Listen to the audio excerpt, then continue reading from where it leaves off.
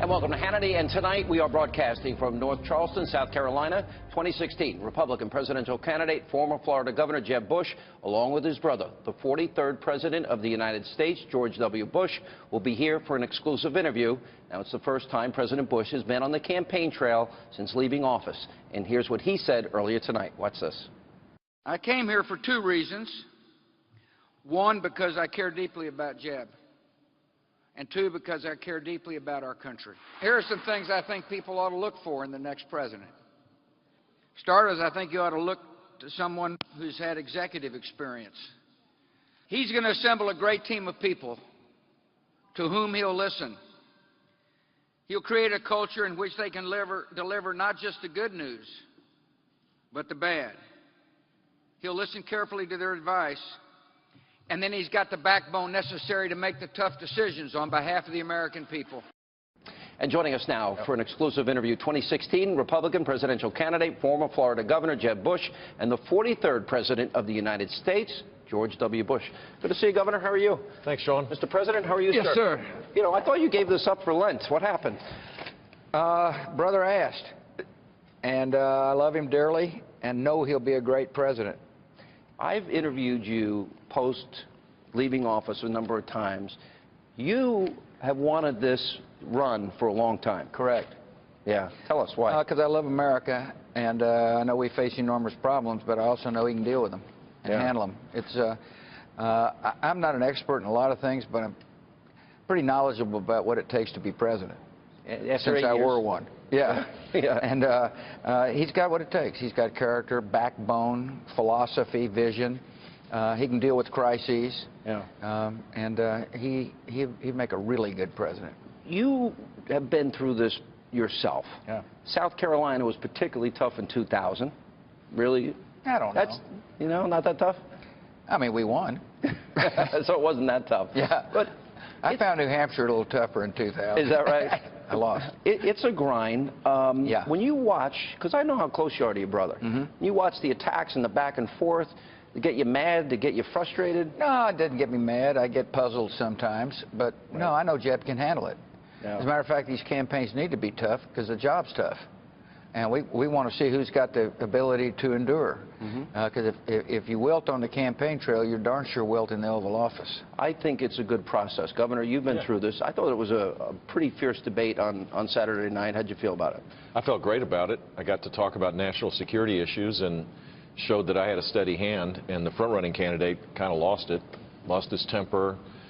It didn't go his way, he lost it. And when you're President of the United States, based on what I can see, you can't be getting all upset at a drop of a hat. You've got to have a steadiness and a assuredness so that the rest of the world knows that the United States will be there if you're friends, and enemies can't see someone who is unhinged. Am I fair in my assessment that I thought you've gotten better in every debate? Do you think you started out slower maybe than you wanted? Would you like a redo, if I can use your brother's words? You know what? Some of those early ones? I've gotten better at what George was the best in the business at, which is discipline, message discipline. I'm half as good as he is. He stayed on message, and over time, just the cumulative effect of it, you know, allowed him to be a president 2 times, which is pretty hard to do. So I'm getting better at it. Sure, I'm striving to get better, and we're making good progress. You use the name Jeb. Yeah. You've had a dad who's president, you've had a brother who's president, and I've asked you this before, does the last name hurt in as much as, why are you laughing? Because I use the name W. Okay. We got W, we got Jeb, and we've got Pop, right? Look, Jeb has been the slogan since 1994. Yeah. I had 3 races for governor, the largest swing state in the country, and it's part of my brand. It's not that I'm disowning my family. This is hard for the rest of the world to say, but look, I'm proud of George. I'm proud of my dad. Everybody loves my mom. I'm proud to be a Bush. But people want to know where you stand. What's your record? What are your ideas to help people? It's about them. It's not about our family. You know, that's the issue at hand here, is that most families are really struggling right now. And a lot of people are scared about the future when they see the unraveling of the world, and they see the lack of U.S. leadership and the people running not giving them much assurance other than a few of us.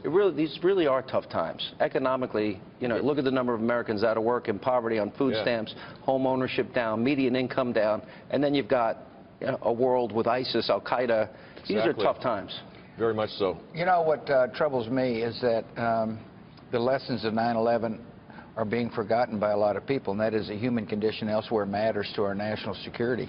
I tell people that I remember studying Pearl Harbor, and I wanted to, you know, mainly tried to memorize the date so I didn't get a B on the quiz. And but it affected our dad's life to the point where he didn't go to college. Your dad. Yeah. Same on 9/11. And if we let down our guard against this group of thugs, they will hurt us again. And the good news is Jeb won't let down his guard. You think about the San Bernardino killings of innocent people. They were making pipe bombs in their garage. This was a woman who was radicalized before she came. She got a J-1 visa from Pakistan, and no one in the State Department thought it was they thought it was a violation of civil liberties to check her Facebook page. Unbelievable. Where she advanced jihad before she got her visa. I mean, we've got to be vigilant. If in the post-9/11 era, if we just allow just kind of to move away from protecting the homeland, we're going to have more of these things. You know, what's interesting about this election cycle is that foreign policy is a central campaign issue. It wasn't in 2000, for example. And so I hope the voters take a look and see who's got the clearest-eyed view of the world and who's got a plan to deal with those who would do us harm. I've looked at Jeb's plan. I know how solid it is. The other thing that's needed in the White House, and Jeb understands this, is you set a goal, defeat ISIS, and then you call upon the people who know how to help you achieve that goal. That would be the military and the intelligence community. And and Jeb respects them. And that's what you really want. You want somebody who understands how to make decisions and somebody who knows who can help you achieve goals. You know, it's interesting in this campaign, we're talking about national security, how almost relitigating post 9/11 and the Iraq war has become such a big issue. It became a big issue on Saturday night. You know, I have a tape of Bill Clinton where he admits in a speech in Long Island where he was offered bin Laden on a silver platter, but he goes on to give an answer that, well, I couldn't justify. There was no legal justification to take him, even though I knew he was a threat. And then I look at cities that you were fighting for and won: Mosul, Ramadi, Fallujah, Tikrit. And yet, because through the prism of politics, we start wars, we don't finish them, and then we lose. So we lost nearly 5,000 people. Yeah, that's the lesson of Iraq, was the fortitude and the courage of the men and women in uniform that fought so valiantly, led by a commander-in-chief that did something that was not politically popular but was the right thing to do.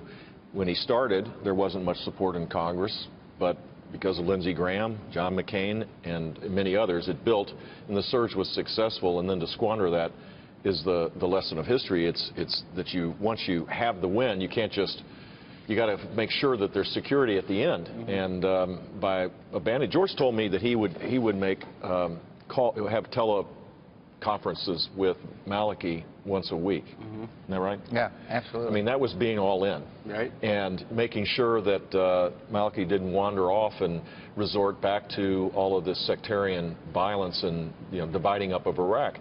The minute he left, and Petraeus and Crocker left as well, the diplomatic and military elements that created the stability, fragile but a stable Iraq, went away. Yeah. And I think that's the lesson. Same in Libya, same in other places. You got to be all in to create the security, and then you can move back. I think the other lesson, Sean, is that ISIS can be defeated. Explain that. Well, that's what the surge. I mean, I know they call themselves Al-Qaeda, the same type of people. They murder the innocent. They terrorize the tribes. They are thugs. They have public executions. It's evil in our time. It is evil in our time. And yet we defeated them. And we defeated them by giving hope to people on the ground. Most people don't want to live under the clutches of these thugs. Yeah. And if given a chance, they will rise up and secure their freedoms. You were talking about World War II earlier, and my dad, like yours, fought in World War II. He spent 4 years in the Pacific. There was an alliance. This came up, and this, to me, is interesting because you worked with Vladimir Putin. Yeah. And, you know, here is, in the Cold War, we've got the Soviet Union and the United States standing side by side to defeat Nazism. And, you know, enemy of my enemy is my friend, right? And you don't think it's a good idea. You don't trust Putin, Governor, to No, look, I mean, if he wants to help us defeat ISIS, but he not a good doesn't. idea. He You don't think he doesn't. does? There's no evidence of it. He spends 95% of his air power to attack the troops that we're supporting. Yeah, that's true. I mean, it's pretty clear, and it did point out, I think, Mr. Trump's either naivete or just lack of interest in the subject to suggest. I mean, part of it is that Putin said something nice about him. And I've noticed if you say something nice about Donald Trump, he really likes it, and if you challenge him, he doesn't. So I think part of this is just... You've enjoyed these debates with Mr. Trump, haven't you? Well, I enjoy taking him on because I love my country, and I love the Republican Party. I love the conservative cause, and he's hijacking it, and so I feel obliged. I don't know what the political consequences of this are. There may be a reason no one else is doing it. Yeah. All right, I got a little bit of a joke. I've tried to ask your brother questions, the president, sir, about President Obama. Have you secretly, I know I'm not even going to waste a question on it, but you've asked him, right? He'll tell you privately how he feels about President Obama, right? Because he won't tell me. Talk about message discipline. Yeah, that's really good message. That's probably the highest form of it, right? Why don't you tell people why? And the reason why Because you is respect the office. I do. And I think the office is more important than the occupant. And That's pretty profound, because you've stuck to it now for over 7 years. Yeah. I don't have that discipline. I unload every day, so. So what did you wear when you went to the Oval Office every day? Coat and tie. Coat and tie. Yeah. And what was the rug? Tell the rug story. The rug was Your wife Laura designed Laura it. designed it, which is lesson one of leadership, and that is to listen to people who can give you good advice. That's what Jeb will do as president. Yeah. I didn't know much about rugs. She did, and designed a rug that looked very optimistic. And so it's really important for the voters to determine who's got an optimistic outlook, who can see a better future. And it's one of the things that I loved about Jeb's governorship in Florida. He inspired people because of his optimism, and he'll do the same thing as I've talked to him president. about his record. Your record's very conservative. First state that brought school vouchers. Yep. You went to a AAA rating. You went from a deficit to a huge surplus. You created 1.5 million jobs. And what do you think, because you had a brother and father as president, what does that add to you if you get that office? Well, I've had a front row seat seeing history unfold. I've seen the recognition that it's never perfect. You don't control everything. In fact, I would say the biggest lesson of watching my dad and George is that the big challenge is unforeseen. We don't know what it'll be. 9/11. Yeah, there was no campaign issue about 9/11 prior to it. September 10th, I was with him in Sarasota. We were talking about, he had an interesting discussion with Tram Hudson, my friend, about a book they were reading about the Civil War. Yeah. Yeah. I mean, the world changed, and that's what's going to happen. It's almost inevitable. We could have a pandemic. You could have a natural disaster or an attack on our country in some form. It's When you think almost about assured. when you think about the reality or possibility, it's scary.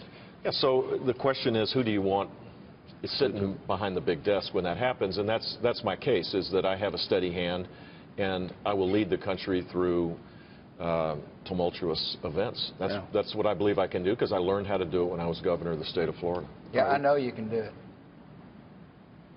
All right, I think you got one vote right there.